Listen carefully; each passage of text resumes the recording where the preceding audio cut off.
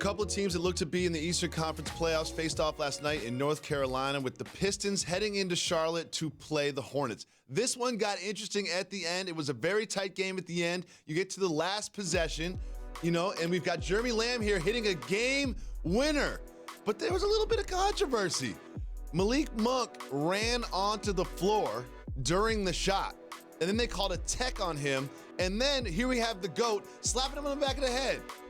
Jalen Rose, how do you feel about Michael Jordan, the greatest of all time, slapping him on the back of the head? I love that kinship. It was more of a fatherly, big brother, homie, friend type of love tap. Yes. It's the kind of love tap you could tell that they probably gambled together before or played one-on-one together before. Like, he's around the team. It wasn't like he just transplanted himself in for the game last night and everybody was in awe because MJ was there.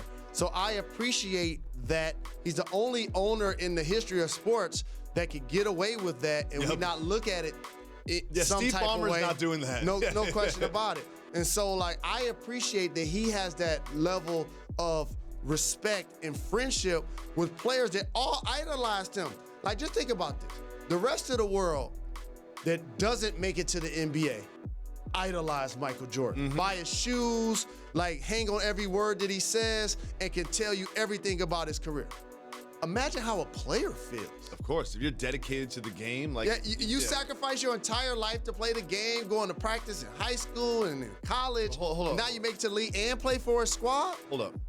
You think Michael Jordan is still playing one-on-one against the Hornets players? Yes. You think he's still playing one-on-one against the Hornets players? You think he's taking some L's?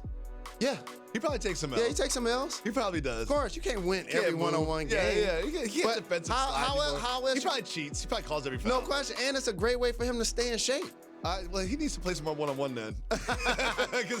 But you know what I noticed? You can actually say that about any man once he get over 40. I'm trying.